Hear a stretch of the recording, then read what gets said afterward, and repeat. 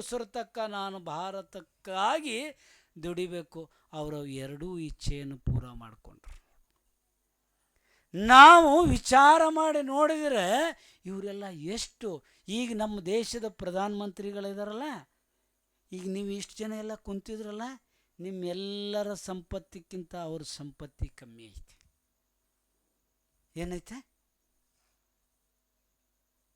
ಅಂದ್ರೆ ನಾವು ವಿಚಾರ ಮಾಡಿ ನೋಡಿದ್ರೆ ಗೊತ್ತಾಗ್ತದೆ. ಅದೇ ಹೇಳೋದಲ್ಲ, ಒಬ್ಬ ವಿದೇಶಿ ವಿದ್ವಾನ್ ಎಲ್ಲ ಹೇಳಿದ್ ಸರಿ ಇದೆ, ಹಾಗಿದೆ ಹೀಗಿದೆ. ಒಂದು PhD ಮಾಡ್ಕೊಂಡದಂತೆ. PhD ಅಂದರೆ ಏನು? ಯಾರ್ದೋ ಗ್ರಂಥಗಳನ್ನು ಕಳೆದು ತಮ್ಮದೊಂದು ಟಪ್ಪ ಹಾಕೊಳ್ಳೋದು, ಡಾಕ್ಟರೇಟ್ ಪದವಿ ತೊಗೊಂಡು ತಿರುಗೋದು. ಅವನು ಏನು ಹೇಳಿದ್ರಂತ ಅಂದ್ರೆ, ಇಷ್ಟು ಪವಿತ್ರ ಆದ ಧರ್ಮ ಎಲ್ಲ ಸರಿ ಇದೆ, ಆದರೆ ಜೈನ ಧರ್ಮ ಈಗ ಇಡೀ ಜಗತ್ತಾಗ ಅಷ್ಟು ಪ್ರಸಿದ್ಧವಿತ್ತು, ಈಗ ಅಳಿಲಿನ ಅಂಚಿಗೆ ಯಾಕೆ ಬಂತು ಅಂತ ಕೇಳಿದ್ರು ಅವರು.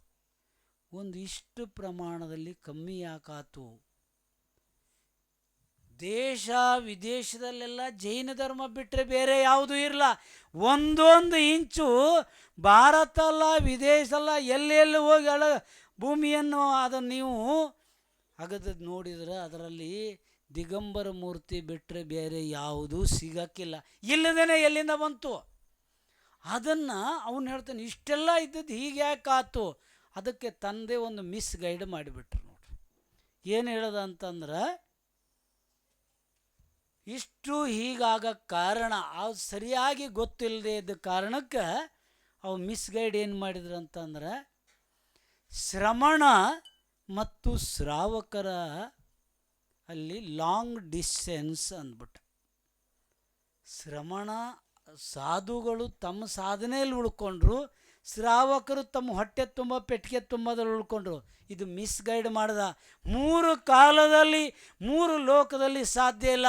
ಶ್ರಮಣ ಮತ್ತು ಶ್ರಾವಕರ ಮಧ್ಯದಲ್ಲಿ ಲಾಂಗ್ ಡಿಸ್ಟೆನ್ಸ್ ಅಂದ್ರೇನ ಭಾಳ ಅಂತರವಾತು. ಅಂತರನೂ ದೂರ ಇದ್ದಾರೆ ಅಷ್ಟೇನಲ್ಲ, ಭಾಳ ಕಾಲದ ತಕ್ಕ ದೂರ ಆದರು ಅಂತ ಹೇಳ್ತಾರೆ. ಇದು ತಪ್ಪು ತಿಳುವಳಿಕೆ. ಲಾಂಗ್ ಡಿಸ್ಟೆನ್ಸ್ ಇದು 3 ಕಾಲದಲ್ಲೂ ಸಾಧ್ಯ ಇಲ್ಲ. ಮುನಿಗಳ ಸ್ವತಂತ್ರ ಇದ್ದರೆ ಮುನಿಗಳ ಚರ್ಯ ಶ್ರಾವಕರ ಅಧೀನ ಐತಿ. ಆವಾಗ ಲಾಂಗ್ ಡಿಸ್ಟೆನ್ಸ್ ಆಗಕ್ಕೆ ಹೆಂಗೆ ಸಾಧ್ಯ ಇದೆ? ಇನ್ನು ಬೇರೆ ಕಾರಣಗಳು ಭಾಳಷ್ಟು ಇದಾವು ಸರಪಣಿ ಕಾಲ ಇದೆ. ಈ ಕಾಲದಲ್ಲಿ ಈಗೇನಂತ ಅಂದ್ರೆ, ಇವೇ ಮಳೆಗಾಲದ ಕಪ್ಪು ಒಂದು ಉಟ್ಕೊಂಡು ಒಂದಿಷ್ಟು ಟುರ್ ಅನ್ನಕತ್ತವೆ. ಇವ್ರದ್ದೆಲ್ಲ ಹೆಚ್ಚಿಗೆ ದಿನ ನಡೆಯಲ್ಲ. ನಿಮ್ಮವು ಯಾವ 9 ನಟ್ಟಿವು ನಡೆಯಲ್ಲ, ಇದು ನಡೆಯಲ್ಲ, ಇದು ಎಲ್ಲ ಹೋತವ.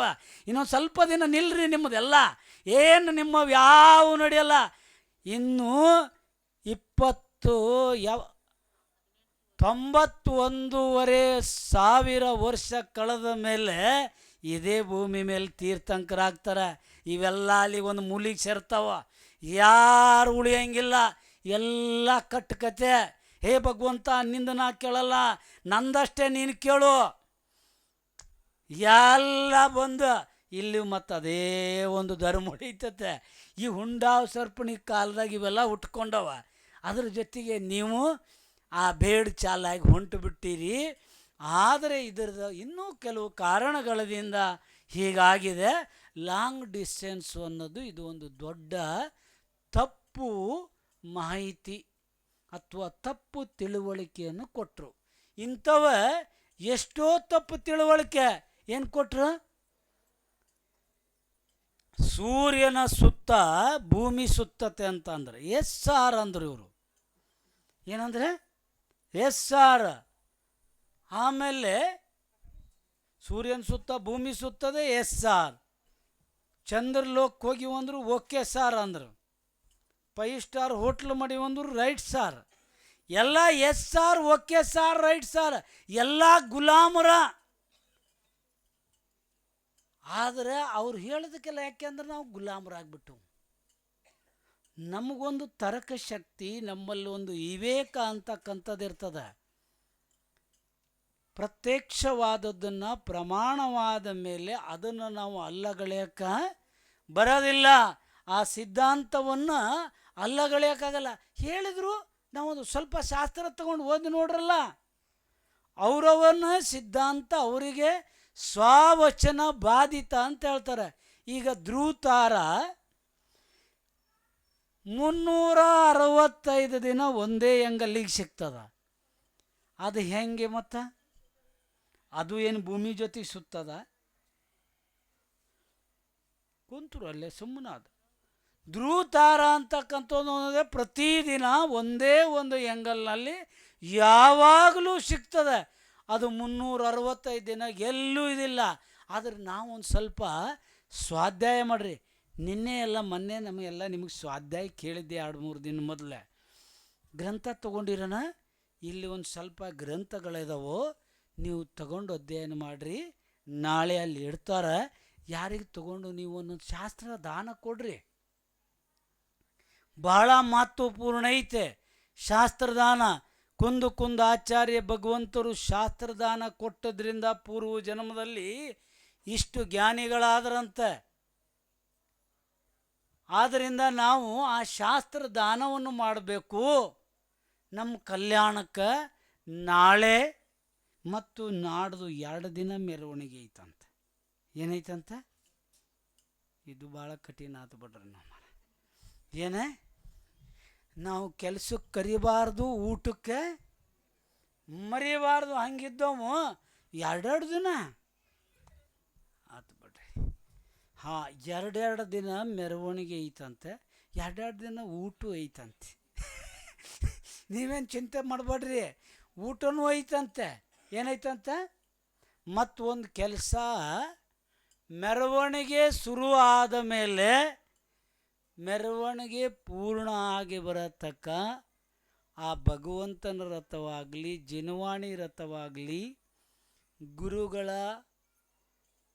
ಭಾವಚಿತ್ರದ ಮೆರವಣಿಗೆ ಆಗಲಿ, ಶುರು ಆದಲಿಂದ ಕೊನೆ ತಕ್ಕ ಪೂರ್ಣ ಆಗತಕ್ಕ ಯಾರೂ ಏನನ್ನೂ ನೀರು ಕುಡಿಯೋಂಗಿಲ್ಲ. ಏನನ್ನೂ ರಸ್ತೆ ಮಧ್ಯದಲ್ಲೇ ನೆನಪಿಟ್ಕೊಳ್ರಿ.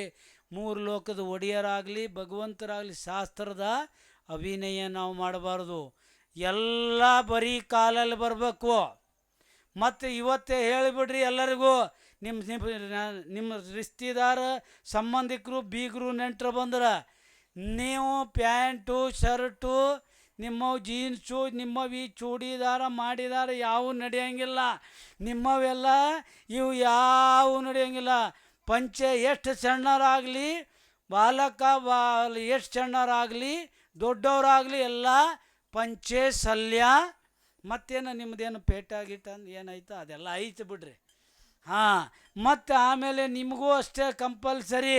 ನಿಮ್ಮನ್ನೆಲ್ಲ ಎಲ್ಲರಿಗೂ ಪೂರ್ಣವಾಗಿ ಎಲ್ಲ ಅನುಶಾಸನ ಸೀರೆನೇ ಉಟ್ಕೊಬರೋದು. ಗೊತ್ತಾತಾ? ಮತ್ತು ನೀವು ಒಂದು ವೇಳೆ ಹಂಗೇನಾರ ಬಂದರೆ ಎಲ್ಲ ಹಿಂದಕ್ಕೆ ನಿಮ್ಮನ್ನು ಕಳಿಸ್ತಾರೆ. ಯಾರೂ ಮುಂದೆ ಬರೋಂಗಿಲ್ಲ. ಬರೀ ಕಾಲಲ್ಲಿ ಬರಬೇಕು. 2 ದಿನ ನೆನ್ಪಿಟ್ಕೊಳ್ರಿ. ಆದರೆ ನಾನು ಒಂದು ಸರಿ ಲಕ್ಷ್ಮೇಶ್ವರದಲ್ಲಿ ವರ್ಷಾಯೋಗಕ್ಕಿದ್ದೆ 2008ರಲ್ಲಿ. ದಶಲಕ್ಷಣ ಮುಗಿದಕ್ಕೂ ಮೆರವಣಿಗೆ ತೆಗೆದಿದ್ರು. 100 ವರ್ಷದಿಂದ 3 ವರ್ಷದ ಮಕ್ಕಳೆಲ್ಲ ಪಂಚೆ ಸಲ್ಯ ಅಂದರೆ ದೋತ್ರ ಸಲ್ಯ ಇದನ್ನೆಲ್ಲ ಹಾಕ್ಕೊಂಡು ಬನಿಯಾನೆಲ್ಲ ಹಾಕಿ, ಆದರೆ ಇಷ್ಟು ಅನುಶಾಸನವಾಗಿ ಮೆರವಣಿಗೆ ತೆಗೆದ್ರು ಗೊತ್ತಾ? ಅದನ್ನು ನೋಡಿ ಅಲ್ಲಿ ಇರೋ ಅಂಥ 80-90 ವರ್ಷದ ಎಲ್ಲ ವಯಸ್ಸಾದಂಥವ್ರು ಅಜ್ಜಮ್ಮರು ತಂದು ನಮ್ಮ ಜೀವನದಾಗ ಎಂದು ಇಂಥದ್ದು ನೋಡಿಲ್ಲ ಅಂತ. ಗೊತ್ತಾಯ್ತಾ? ಇದನ್ನು ಅನುಶಾಸನವನ್ನು ನೀವು ಗಮನದಲ್ಲಿ ಇಟ್ಕೊಳ್ರಿ. ಕಡೆಗೆ ನಮಗೆ ಗೊತ್ತಿಲ್ಲ, ಈಗ ಹೋಗಿ ಎಲ್ಲರಿಗೂ ತಿಳಿಸ್ರಿ. ನಮ್ಮದು ಧರ್ಮದ ಪವಿತ್ರತೆಯನ್ನು ನಾವು ನೋಡ್ಕೊಳ್ಬೇಕು. ಒಟ್ಟು ತಿಂದ್ಕೊಂತ ಉಣ್ಕೊತ ಕಾಲಕ್ಕೆ ಚಪ್ಪಲಿ ಹಾಕ್ಕೊಳ್ಳೋದು, ಅಲ್ಲಿ ತೆಗಿಯೋದು, ಅಲ್ಲಿ ಮತ್ತು ಭಗವಂತರ ಪಾಲಿಕೆ ಹೊರೋದು. ಇದು ಯಾವ ಧರ್ಮ ಹೇಳಿತ್ರಿ? ನೀವು ಆ ಚಪ್ಪಲಿ ಮುಟ್ರಿ ಅಂತಂದ್ರೆ ದ್ರವ್ಯ ಪೂಜಾ ಮಾಡತಕ್ಕೂ ನಿಮಗೆ ಬರಲ್ಲ. ಪಾಲ್ಕಿ ಹೊರೋದಂತೂ ದೂರ ಇರಲಿ. ನಾವು ಪವಿತ್ರತೆಯನ್ನು ನೋಡ್ಕೊಳ್ಬೇಕು. ಇಲ್ಲಿ ಡ್ರಾಮಾ ಇಲ್ಲ. ಇಲ್ಲಿ ಆ ಸಿದ್ಧತ್ವ ಶುದ್ಧತ್ವ ಪಡ್ಕೊಳ್ಳೋಂಥದ್ದಿದೆ. ಅಂಥವನ್ನ ಇಷ್ಟು ಪವಿತ್ರವಾದ ಕಾರ್ಯ ಐತೆ. ಅದಕ್ಕಾಗಿ ಎಲ್ಲರೂ ಸಮಯ ಅಂದರೆ ಸಮಯ, ನೀವು ಬರ್ರಿ ಬಿಡ್ರಿ, ನಿಮ್ಮನ್ನು ಯಾರೂ ನೋಡಲ್ಲ. ಆದರೆ ಎಷ್ಟು ಗಂಟೆಗೆ? 10:30 ಅಂದ್ರೆ 10:30 ಮೆರವಣಿಗೆ ಹೊಂಟಿರ್ತದೆ. ಆದರೆ ಯಾವಾಗ ಎಷ್ಟೊತ್ತಿಗೆ ಹೇಳಿದಾರಲ್ಲ ಅಷ್ಟೊತ್ತು. ಇದಕ್ಕಾಗಿ ಭಾಳ ಮಹತ್ವಪೂರ್ಣ ಐತೆ ನೋಡ್ರಿ. ಅದು ಬೇರೆಯವ್ರ ಮೇಲೂ ಪ್ರಭಾವ ಬೀಳ್ತದೆ. ಧರ್ಮದ ಪ್ರಭಾವನ ಹಂಗೈತೆ. ನೀವೇ ಹಿಂಗೆ ಮಾಡಿದ್ರಿ ಅಂತಂದ್ರೆ ಅಪ್ರಭಾವನ ಆಗ್ತದೆ. ನೀವು ನಿಮ್ಮ ಮನೆಯಲ್ಲೇ ಕೂತ್ಕೊಂಡ್ರಿ, ಧರ್ಮದ ಪ್ರಭಾವನ ಆಗಲ್ಲ. ನೀವೇನು ಪ್ರಪಂಚ ಗೊತ್ತಿಲ್ಲ, ಆದರೆ ಅದರ ಮಹಿಮೆ ಬಹಳ ದೊಡ್ಡದಿದೆ. ಅದಕ್ಕೆಲ್ಲೂ ಕುಂದ ಕೊರತೆ ಬರದಿದ್ದ ಹಾಗೆ ನೋಡಿಕೊಳ್ಬೇಕು. ನಮ್ಮಿಂದ ಏನಾದರೂ ಧರ್ಮಕ್ಕೆ ಕುಂದು ಕೊರತೆ ಆಯಿತು, ಆ ಧರ್ಮದ ಭಗವಂತನ ವೀತರಾಗ ಭಗವಂತರು ನಿಗ್ರಂಥ ಗುರು ಸಿದ್ಧಾಂತ ಶಾಸ್ತ್ರದ ಎಲ್ಲಾದರೂ ನಾವು ಅವಿನಯ ಆಗ್ತದ? ಆಗಬಾರದು. ಹಾಗೆ ನೋಡ್ಕೊಳ್ಬೇಕು. ಏನು ಮಾಡಬೇಕು? ಇದನ್ನು ನಮ್ಮದಾಗ ಪ್ರತಿಯೊಬ್ಬರ ಕರ್ತವ್ಯ ಇದೆ. ಯಾಕೆಂದ್ರೆ ಅದನ್ನು ಅವಿನಯ ಆಗ್ತದೆ. ನೀವೇನು ಹಂಗೆ ತಿಳಿಬೇಡ್ರಿ. ಈ ಪಂಚಪರಮೇಷ್ಠಿಯಿಂದ ಶರಣದಲ್ಲಿ ಬಂದು ಈ ಸಂಸಾರ ಸಾಗರ ಪಾರು ಮಾಡ್ಕೊಂಡು ಹೋದರು. ಅದೇ ಪಂಚಪರಮೇಷ್ಠಿ ಅಭಿನಯ ಮಾಡಿ ಅವಹೇಳನ ಮಾಡಿ 7ನೇ ನರಕಕ್ಕೆ ಹೋದರು. ಎಷ್ಟನೇ ನರಕಕ್ಕೆ? ಹೌದು, ನಮ್ಮಿಂದ ಅದು ಆಗಬಾರದು. ಯಾಕೆಂದ್ರೆ ಅದನ್ನು ಅಭಿನಯ ಮಾಡಿದ್ರೂ ಕೂಡ ಹೋದ. ಸುಭಾಮ ಚಕ್ರವರ್ತಿ 7ನೇ ನರಕಕ್ಕೆ ಹೋದರು. ಈ ಪಂಚಪರಮೇಷ್ಠಿಗಳನ್ನು ಅಭಿನಯ ಮಾಡ್ಯಾನ. ಅದಕ್ಕೆ ನಮ್ಮಿಂದ ಅಭಿನಯ ಆಗಬಾರದು. ನಾವು ಇದನ್ನೆಲ್ಲ ಕಲಿಬೇಕು. ಅನುಶಾಸನ, ಧರ್ಮ, ಸಮರ್ಪಣೆ. ಸುಮ್ಮನೆ ಮಾತಾಡೋದು, ಧರ್ಮದ ಮಾತಾಡೋದು ಬೇರೆ. ಧರ್ಮದ ಜೊತೆಗೆ ಪ್ರಭಾವನ ನೀವೇನು ಮಾಡಬೇಕಾಗಿಲ್ಲ. ನಮ್ಮ ಆಚಾರ್ಯ ಭಗವಂತರು ಹೇಳ್ತಾರೆ, ಅಪ್ರಭಾವನದಿಂದ ದೂರ ಇರಬೇಕು. ಅಪ್ರಭಾವನ ಆಗಲ್ಲ ಅಂದ್ರೆ ಪ್ರಭಾವನ ತಾನಾಗೇ ಆಗ್ತದೆ. ನೀವೆಲ್ಲೂ ಇದು ಕೇಳಕ್ಕೆ ಹೋಗೋದು ಬೇಡ. ಶಾಸ್ತ್ರ ಪುರಾಣಗಳು ಸಿಗ್ತಾವೆ ನಮಗೆ. ಎಷ್ಟು ಗೊತ್ತಾ? ಇಲ್ಲಿ ಸತಿ ಸೀತೆಯವರ ಅಗ್ನಿ ಪರೀಕ್ಷೆ ಆಗ್ತದೆ. ಸ್ವರ್ಗದಲ್ಲಿ ಇಂದ್ರನ ಸಭೆಯಲ್ಲಿ ಚರ್ಚೆ ಆಗ್ತದಂತೆ. ನಾಳೆ ಅಗ್ನಿ ಪರೀಕ್ಷೆ ಆಗೋದಿದೆ, ತಾವೆಲ್ಲ ಹೋಗಬೇಕು ಅಂತಾರಂತೆ. ಇಲ್ಲಿ ಈ ಕಡೆ ಮತ್ತೇನಾರು ಆಯ್ತು ಅಂದರು ಅಲ್ಲಿ ಸ್ವರ್ಗದಾಗ ಈ ಭೂಮಿ ಮೇಲೆ ಯಾರಾದರೂ ನಿರ್ವಿಚಿಕ್ಷ ಅಂಗದಲ್ಲಿ ಪ್ರಸಿದ್ಧರಾಗಿದ್ದಾರಂತ ಅಂದ್ರೆ ಉದ್ಯಾಯನ ರಾಜ ಮತ್ತು ರಾಣಿ ಅಂತ ಹೇಳ್ತಾರೆ. ಸ್ವರ್ಗದಾಗ ಅವ್ರನ್ನ ಪರೀಕ್ಷೆ ಮಾಡಕ್ಕೆ ಬರ್ತಾರೆ. ಸ್ವರ್ಗದ ದೇವತೆಗಳು ಅಲ್ಲಿ ಇಂದ್ರನ ಸಭೆಯಲ್ಲಿ ಚರ್ಚೆ ಆಗ್ತಾ ಇರ್ತದೆ. ಏನು ಫೋನ್ ಮಾಡಿ ಹೇಳಿದ್ರನ, ನಾ ಹಿಂಗೆ ಮಾಡ್ತೀನಿ, ನಾ ಹಿಂಗೆ ಮಾಡ್ತೀನಿ. ಅದು ತನ್ನಾಗೆ ನಿಮ್ಮ ಅಂತರಂಗದಲ್ಲಿ ಅದು ಪವಿತ್ರತೆ ಇದ್ರೆ ಬಾಗಿಲು ಮುಚ್ಕೊಂಡು ಚುಪ್ಚಾಪ್ ಉಂಡ್ರ ನಿಮ್ಮದನ್ನು ಯಾರು ಸ್ವರ್ಗದಾಗಲ್ಲ ನರಕದಲ್ಲಿ ಚರ್ಚೆ ಬರ್ತೈತಿ. ಎಲ್ಲಿ ನರಕದಾಗ ಆ ಪಾಪಿ ಬರೋವನ, ಆ ಪಾಪಿಗಳು ಬರೋದರ ತಯಾರಿರೋ ನೀವೆಲ್ಲ ಅಂತ. ಯಾತಕ್ಕಾಗಿ? ಆ ಪಾಪಿಗಳಿಗಾಗಿ ತಯಾರಿರ್ತಾರೆ. ಸ್ವರ್ಗದಲ್ಲ, ಇವ್ರು ಬರೋದರ ಮೊದಲೇ ನಾವು ತಯಾರಿರ್ಬೇಕು. ಗಾಣದಾಗ ಹಾಕಿ ಈ ಪಾಪಿಗಳದಾರ, ಮಿಥ್ಯಾ ದೃಷ್ಟಿ ಇದಾರ, ಪಾಪಿಗಳು ಹಿಂಸಾ ಮಾಡೋರದಾರ, ಕಳ್ಳತನ ಮಾಡೋರದಾರ, ಸುಳ್ಳು ಹೇಳೋದಾರ, ಕುಶೀಲ ಸೇವನೆ ಮಾಡೋರಿದಾರ, ಪರಿಗ್ರಹ ಇದು ಮಾಡೋರ. ಆ ಪಾಪಿಗಳು ಬರ್ತಾರೆ, ಮೊದಲೇ ಕಡೆ ಎತ್ತಾರೆ, ಇವನು ಮಾಡಿಡ್ರಿ ಕಡೆದಾಗ ಹಪ್ಪಳ ಹುರಿದಂಗೆ ಹುರಿತಾರಂತ ನಿಮ್ಮನ್ನು. ಆಮೇಲೆ ಮತ್ತು ಗಾಣದಲ್ಲಿ ಹಾಕಿ ತಿರುಗ್ತಾರೆ, ಎಳ್ಳಿನಂಗೆ ಕಡ್ದು ಚೂರು ಮಾಡ್ತಾರೆ. ಅಲ್ಲಿ ಚರ್ಚೆ ಆಗ್ತದೆ. ನೀವು ನಿಮ್ಮ ದೃಢತೆಯಿಂದ ಧರ್ಮ ನಿಮಗೆ ಎಷ್ಟು ಶಕ್ತಿ ಇದೆ ಅಷ್ಟೇ ಮಾಡಿರಿ. ಇದನ್ನು ಮತ್ತು ಮೀರಕ್ಕೆ ಹೋಗ್ಬೇಡ್ರಿ. ಶಕ್ತಿ ಮುಂದೆ ಇಲ್ದೇನ ಎಲ್ಲರ ಮುಂದನ್ನ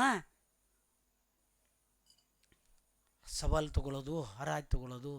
ಅದಕ್ಕೆ ಇವತ್ತು ಹೇಳ್ರಿ ನೋಡ್ರಿ ಸರ, ಕರೆಕ್ಟ್ ಐತೆ. ನೀವು ಇನ್ನು ಮುಂದೆ ಯಾವಾಗಲೇ ಆಗಲಿ ನೀವು ಹರಾಜು ಇವತ್ತೊಂದು 2-3 ಜನನ 4 ಜನ ಶ್ರಾವಕರು ಶ್ರಾವಿಕಿಯರು ಏನು ಮಾಡ್ರ, ಹರಾಜು ನಾಳೆಂದ ತಗೊಂಡಿದ್ದಾರೆ, ಮೊದಲೇ ದುಡ್ಡು ತಂದು ಕೊಟ್ಟಾರೆ. ಇದೇ ಭಾಳ ಶ್ರೇಷ್ಠ ಕಾರ್ಯ ನೋಡ್ರಿ. ಏನು ಕಾರ್ಯ? ಸಣ್ಣ ಊರಾಗೂ ಮಾಡ್ತಾರೆ. ನಾನು ನೋಡಿದೆ, ಬನ್ನಿ ಕೊಪ್ಪ ಒಂದು ಸರಿ ಇದೆ.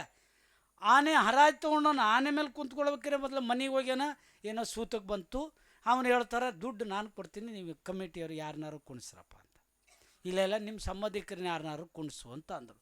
ದುಡ್ಡು ತರಕ್ಕೆ ಹೋಗಿದ್ದ, ಮೊದಲು ದುಡ್ಡು ಕೊಡೋದು, ಕಡೆಗೆ ಆನೆ ಮೇಲೆ ಯಾವುದೇ ಆಗಲಿ. ಒಂದು ಸಣ್ಣ ಊರಾಗ ನಾನು ನೋಡಿದ್ದೀನಿ, 150 ರೂಪಾಯಿ ಯಾರಾಯ್ತು ತಗೊಂಡು, ಬೇಕಾದ್ರೆ ಅವ್ರ ಊರಾಗನವರಾಗಲಿ ಬೇರೆ ಊರಿನವ ಮೊದಲು ಅಭಿಷೇಕ ಮಾಡ್ಬೇಕಾ, ಏನು ಮಾಡ್ಬೇಕಾ, ದುಡ್ಡು ಕೊಡಬೇಕು. ನಮ್ಮದು ಇದು ಸಿದ್ಧಾಂತ ಐತಿ, ಅವ್ರು ಕೊಡೈತ. ಇದು ಭಾಳ ಒಳ್ಳೆ ಕೆಲಸ. ನೀವು ಕಮ್ಮಿ ತಗೊಳ್ರಿ, ಇದು ನಿಮ್ಮ ಜೀವನದಾಗ ಇದು. ಇವತ್ತು ಯಾರೋ ಮತ್ತು ನನಗೊಂದು ಕೇಳೋಕ್ಕೆ ಸಿಕ್ತು, ರಥ ಎಲ್ಲ ಮಾಡ್ತಾರಂತೆ ಎಲ್ಲರಿಗೂ, ಇಂದ್ರಾಣಿ ಆಧಾರಿಗೆ. ಅದೇನೋ ನಂಗೆ ಗೊತ್ತಿಲ್ಲ, ಹಿಂಗೆ ಸುದ್ದಿ ಬಂತಪ್ಪ ಈ ಕಡೆಯಿಂದ ಎಲ್ಲಿಂದ. ಹೌದಾನ ಬಂದೈತಾ? ಅದಕ್ಕೆ ನನಗೆ ಕೇಳಕ್ಕೆ ಬಂದ್ರೆ ಏನು ಮಾರಾಜರಂತೆ. ನಾ ಹಿಂದೆ 4,000 ರೂಪಾಯಿಗೆ ಹರಾಜು ತೊಗೊಳೋದು, 6,500 ರೂಪಾಯಿದ ರಥದ ಮೇಲೆ ಕುಂತು ನೀವು ಹೋದ್ರೆ ನಿಮ್ದೇನು ಗತಿ ಆಗದ? ಅದಕ್ಕೆ ಹೋಗ್ಲಿ, ಕನಿಷ್ಠ ಅಂದರೂ ಆ ರಥಕ್ಕೆ ಎಷ್ಟು ಖರ್ಚು ಆಗ್ತದ ಅದನ್ನಾರು ಕೊಡ್ಬೇಕಿಲ್ಲ. ಏನು ಮಾಡ್ಬೇಕ? ಎಷ್ಟ? ಯಾಕೆ ಅಂದ್ರೆ ನಮಗೆ ನಿರ್ಮಾಲ್ಯ ಬೇಡ. ಈ ನರಕಲ್ಲ, ನರಕದ ಈ ರಥ ಅಲ್ಲ, ಅದು ನರಕದ ಯಾತ್ರೆ ಆದಿತ್ತು. ಮತ್ತು ನಿಮ್ಮದು ನೆನಪಿನಲ್ಲಿ ಇಡ್ರಿ, ಯಾರು ನಿಮಗೆ ಕೊಟ್ಟರು ನಮಗೆ ಬೇಡ. ಏನು ಬೇಡ? ನಾವು ಅಂಥ ವಸ್ತುಗಳನ್ನು ಏನೂ ನಮಗೆ ಬೇಡ. ನಮ್ಗೆ ಆ ರಥವೂ ಬೇಡ, ಏನು ಬೇಡ. ಅದನ್ನು ನಿಮ್ಗೆ ಅದ್ರಾಗ ಹೋಗ್ಬೇಕಾ, ಅದರದ್ದು ಎಷ್ಟು ಖರ್ಚಾಗ್ತದ ಕಮ್ಮಿ ಅದನ್ನಾದರೂ ಅದಕ್ಕೊಂದು 500,000 ಎಷ್ಟಾನೇ ಕೊಡ್ರಿ. ಯಾಕೆ ಅಂತ ಅಂದ್ರೆ ದುರ್ಗತಿಗೆ ನಾವು ಪಾತ್ರರಾಗಬಾರ್ದು. ಯಾರೇನೇ ಮಾಡಲಿ, ನಾವು ನಮ್ಮ ಆತ್ಮನ ನಾವು ಧರ್ಮ ಮಾಡೋದು ಯಾತಕ್ಕಾಗಿರೇ? ನಮ್ಮ ಆತ್ಮ ಕಲ್ಯಾಣಕ್ಕಾಗಿ. ಅದನ್ನು ಬಿಟ್ಟು ದುರ್ಗತಿ ಯಾತ್ರದ ಮಾಡ್ಕೊಂಡು ಹೋದರೆ ಈಗ ಎಷ್ಟೋ ಸುಧಾರಣೆ ಆಗೈತೆ. ಏನಾಗೈತೆ? ನಾನು ಇಲ್ಲಿಗೆ ಬಂದಮೇಲೆ ಸುಧಾರಣೆ ಆಯ್ತು ಒಂದು ಸ್ವಲ್ಪ. ಈಗ ಅಂದ್ರೆ ಏನಾಗಿತ್ತು ಗೊತ್ತಾನ? ಯಾರಿಗೂ ಆಹಾರ ಮಾಡೋದ, ಯಾರಿಗೂ ಕೇಳೋಂಗಿಲ್ಲ, ಯಾರು ಹೇಳೋಂಗಿಲ್ಲ, ಏನಿಲ್ಲ.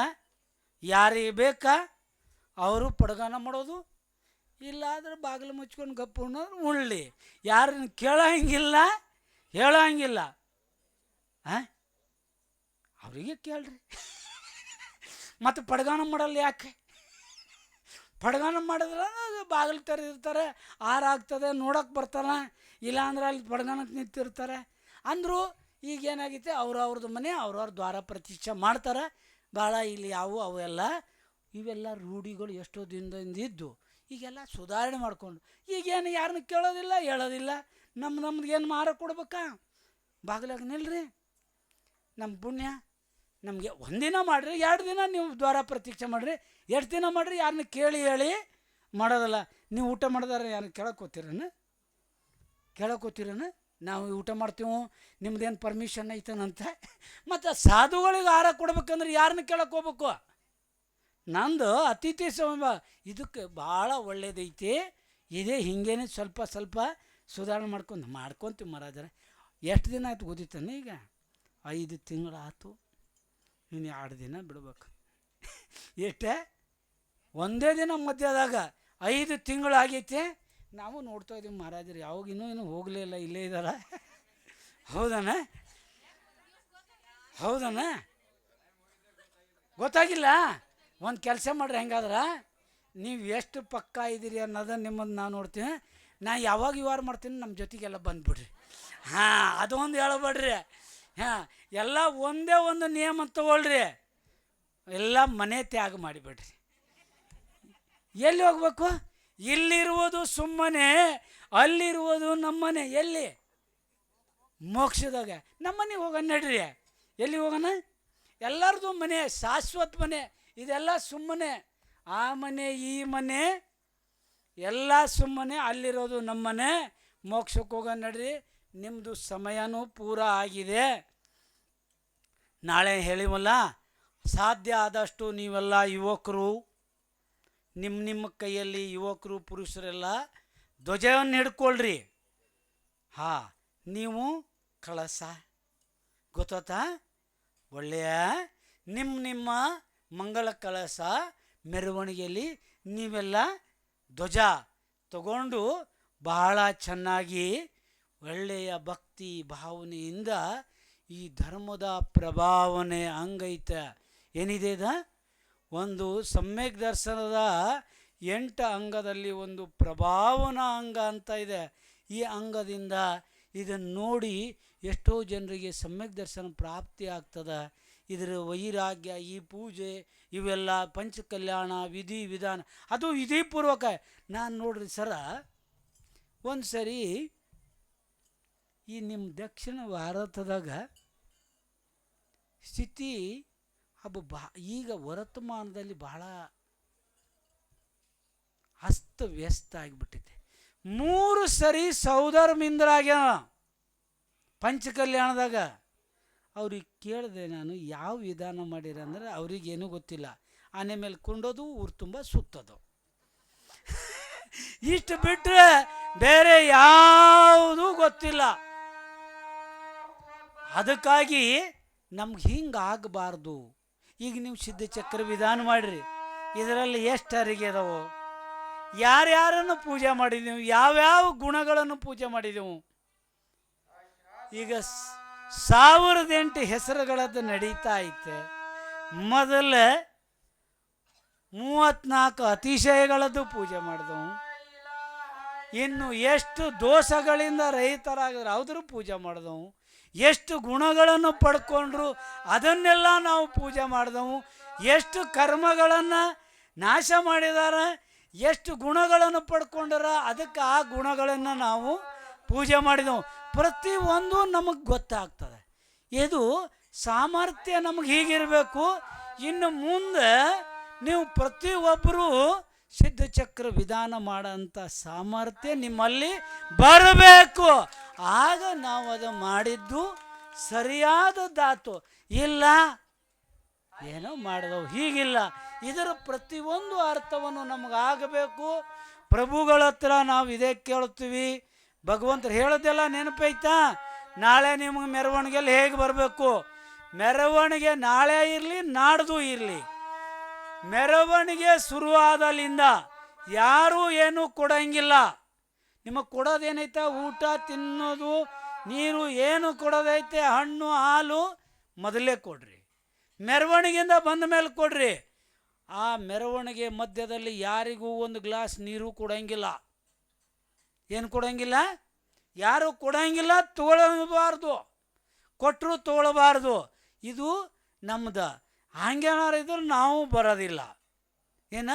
ಯಾಕೆ ಅಂತಂದರೆ ಆ 3 ಲೋಕದ ಒಡೆಯರಾದ ಭಗವಂತರು, ವೀತರಾಗ ಭಗವಂತರು, ನಿಗ್ರಂಥ ಗುರು, ಸಿದ್ಧಾಂತ ಶಾಸ್ತ್ರಗಳಿಗೆ ಅವಿನಯ ಆಗಬಾರ್ದು. ನಾವು ಅದನ್ನು ಹೆಂಗೆ ನೋಡೋಕ್ಕೆ ಸಾಧ್ಯನ್ರಿ? ಅದಕ್ಕೆ ನಮಗೆ ಇಷ್ಟಂತೂ ಸಂಯಮ ಇಟ್ಕೊಳ್ಬೇಕು. ಅವರು 365 ದಿನ ಆಹಾರ ಇಲ್ಲ ನೀರಿಲ್ಲದೆ ತಪಸ್ಸೆ ಮಾಡಿದ್ರು. ನಮಗೊಂದು 3 ಗಂಟೆ ಇರೋಕ್ಕಾಗಲ್ಲ ಅಂತಂದರೆ ನಾವು ಯಾಕಾಗಿ ಹುಟ್ಟಿವು? ಭೂಮಿಗೆ ಬಾರಾಗಿ ಅನ್ನಕ್ಕೆ ಹುಳಾಗಿ ಹುಟ್ಟಿವೆ. ಸ್ವಲ್ಪ ತಾಳ್ಮೆ ಅಂತಕ್ಕಂಥದ್ದು ಇಟ್ಕೊಳ್ರಿ. ನರಕದಲ್ಲಿ ಹೋದ್ರೆ ಒಂದು ಅಗಳ ಹಣ್ಣಿಲ್ಲ, ಒಂದು ಹನಿ ನೀರಿಲ್ಲ.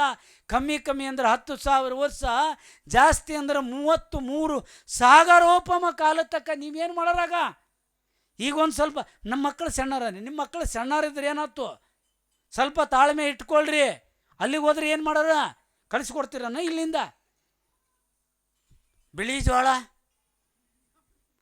ಚೀಲ ತುಂಬಿ ಕಳಿಸ್ಕೊಡ್ರಿ. ಅವ್ರ ನಂಬರ್ ಕೊಟ್ಟು ಕಳಿಸ್ರಿ. ಹೋಗಾಗ ನರಕದಾಗ ನಾವು ಕಳಿಸ್ಕೊಡ್ತೀವಿ, ನೀವು ಅಲ್ಲಿ ಯಾರಾಗ ಚೆನ್ನಾಗಿ, ಇಲ್ಲ ಅಂದರೆ ಕಪ್ಲೆ ಗೋಧಿ ಏನಂತಿರಲ್ಲ ಹುಗ್ಗಿ ಮಾಡಿ ಉಣ್ರಿ, ನಾವೆಲ್ಲ ಕಳಿಸ್ತೀವಿ. ನಂಬರ್ ಇಟ್ಕೊತಾರ. ಅಲ್ಲಿಗೆ ಒಂದು ನಂಬರ್ ಈಗ ಹೋಗಾಗಲೇ ಕಳಿಸ್ತೀವಿ, ನಂಬರ್ ಬರೆದು ಇಟ್ಕೊತಾರಂತೆ. ಅಲ್ಲಿಗೆ ಅದು ಆ ನಂಬರಿಗೆಲ್ಲ ಇದಕ್ಕೆ ಯಾವುದು VRLಗೆ ಹಾಕ್ತೀರನು ಯಾವುದಕ್ಕೆ ಹಾಕ್ತೀರಿ?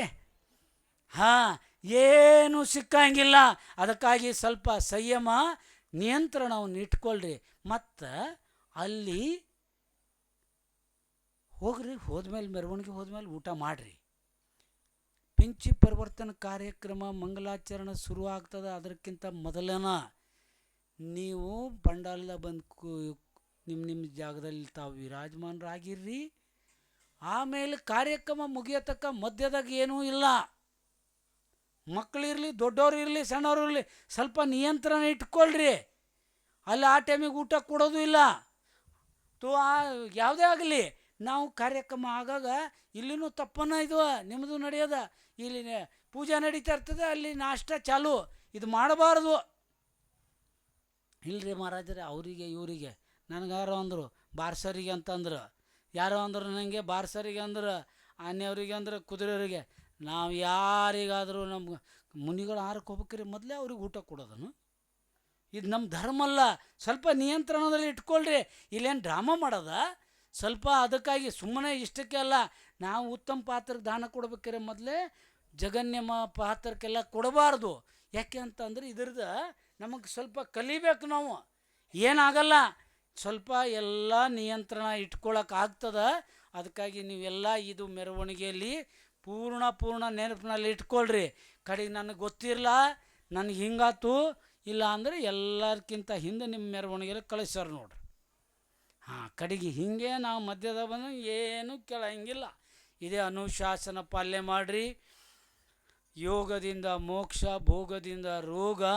ನಮಗೆ ಮೋಕ್ಷದ ಪ್ರಾಪ್ತಿ ಬೇಕು, ಸಿದ್ಧತ್ವ ಶುದ್ಧತ್ವದ ಪ್ರಾಪ್ತಿ ಆಗಲಿ ಅಂಥೇಳಿ ಪ್ರಭು ದೇವರಲ್ಲೂ ಗುರು ದೇವರಲ್ಲೂ ಕೂಡ ನಾವು ಇದೇ ಪ್ರಾರ್ಥಿಸ್ತಾ ನಮ್ಮ ತಮ್ಮೆಲ್ಲರಿಗೂ ಒಳ್ಳೆಯ ಬುದ್ಧಿ ಪ್ರಾಪ್ತ ಆಗಲಿ. ನಾವು ಪ್ರಭು ತಾವು ಹೇಗೆ ಸಿದ್ಧತ್ವ ಶುದ್ಧತ್ವ ಪುರುಷಾರ್ಥದಿಂದ ಪಡ್ಕೊಂಡ್ರೆ ನಮ್ಮ ತಮ್ಮೆಲ್ಲರಿಗೂ ಆ ಮೋಕ್ಷದ ಪ್ರಾಪ್ತಿ ಆಗಲಿ ಅಂಥೇಳಿ परम पूज संत शिरोमणि आचार्य भगवान विद्यासागर जी महाराज की जय हो। प्रभु जय हो।